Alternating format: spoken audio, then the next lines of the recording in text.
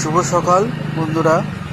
আজকে আমি এসেছি কৃষ্ণনগরের একটি প্রাচীন মন্দিরে, যেটি কৃষ্ণনগরের কদমতলার ঘাটের ঠিক আগে অবস্থিত। এই মন্দিরটি নাম সিদ্ধেশ্বরী মায়ের মন্দির। আনুমানিক প্রায় 200 বছর আগে রাজা কৃষ্ণচন্দ্র এই মন্দিরটি প্রতিষ্ঠা করেন। এই মন্দিরটি সম্বন্ধে আমরা কৃষ্ণনগরবাসীর কাছে এটি একটি অত্যন্ত পবিত্র স্থান। এখানকার পরিবেশ অত্যন্ত মনোরম।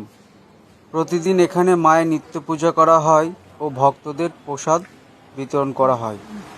মন্দিরটি অত্যন্ত সুন্দর ও এই মন্দিরে কৃষ্ণনগর শিল্পীদের মাটির কাজ সত্যি ভক্তদের মনে আনন্দ আনে। এই মন্দিরে আসলে মনে এক অপার শান্তি অনুভব হয়।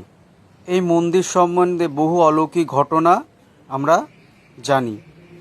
বহু দূর দূরান্ত থেকে বহু ভক্ত এখানে আসেন মায়ের পুজো দিতে। আপনারা যে এখানে শ্বেতপাথরের ফলকগুলো দেখছেন, এগুলি ভক্তরা তাদের প্রিয়জনদের পুণ্য লাভের উদ্দেশ্যে এখানে দান করেছেন। দূর দূরান্ত থেকে ভক্তরা এখানে পুজো দিতে আসেন। আপনারা আসুন,